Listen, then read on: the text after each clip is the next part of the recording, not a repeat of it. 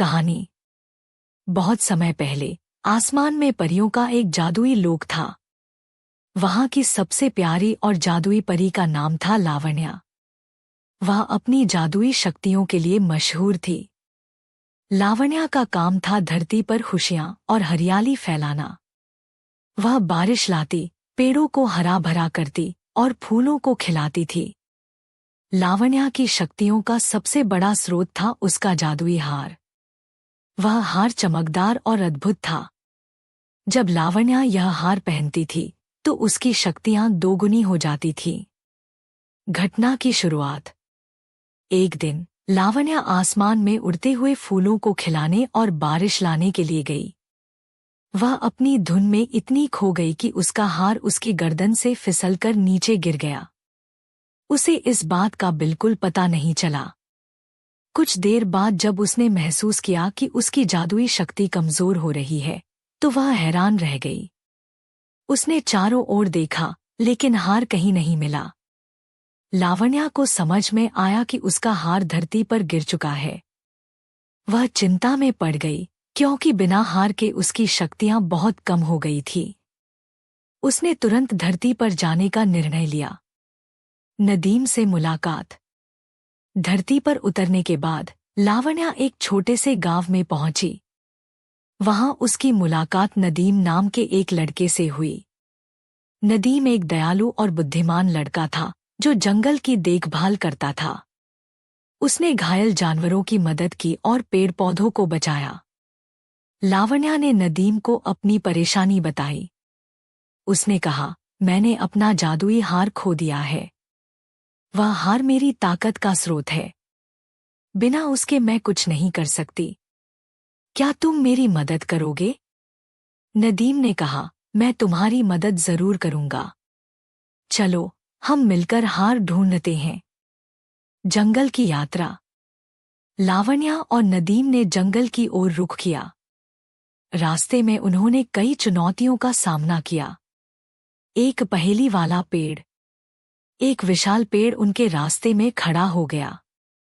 वह बोलने लगा, अगर तुम मेरी पहेली का सही उत्तर दे सको तो मैं तुम्हें आगे जाने दूंगा। पेड़ ने पूछा, एक ऐसी चीज बताओ जो दिखती नहीं लेकिन हर किसी के पास होती है।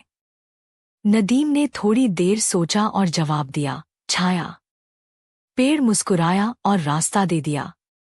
दो जादुई नदी। आगे चलकर उन्हें एक तेज बहती नदी मिली।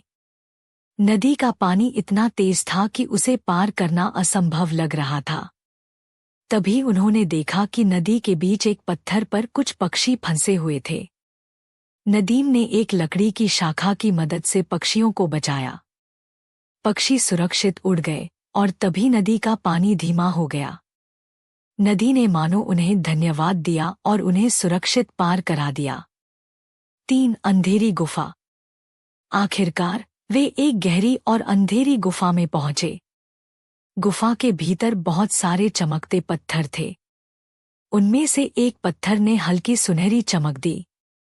लावण्या ने देखा कि वह उसका जादुई हार था जो झरने की धार के पास एक शाखा में अटक गया था। हार की प्राप्ति। लावण्या ने अपनी कमजोर शक्ति का इस्तेमाल करते हुए हार को शाखा से बाहर निकाला।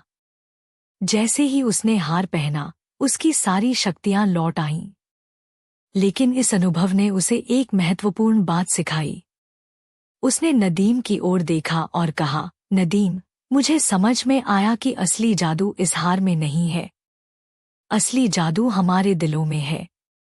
जब हम दूसरों की मदद करते हैं और उनका भला सोचते हैं तभी हमारा जादू सबसे ज्यादा काम करता है। नदीम मुस्कुराया और बोला, तुम सही कहती हो लावण्या। दया और मदद करना ही असली जादू है। खुशी का अंत। लावण्या ने नदीम का धन्यवाद किया।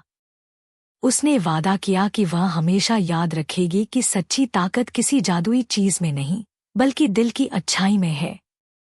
लावण्या ने अपनी शक्तियों का इस्तेमाल करते हुए जंगल को हरा भरा बना दिया। फूल खिल उठे, पेड़ मुस्कुराने लगे और पक्षी गाने लगे। अंत में लावण्या ने आसमान की ओर उड़ान भरी। जाते जाते उसने नदीम को आशीर्वाद दिया कि वह हमेशा साहसी और दयालु बना रहे। सीख: यह कहानी सिखाती है कि असली जादू किसी बाहरी वस्तु में नहीं, बल्कि हमारे दिल की अच्छाई और दूसरों की मदद करने की भावना में छुपा होता है।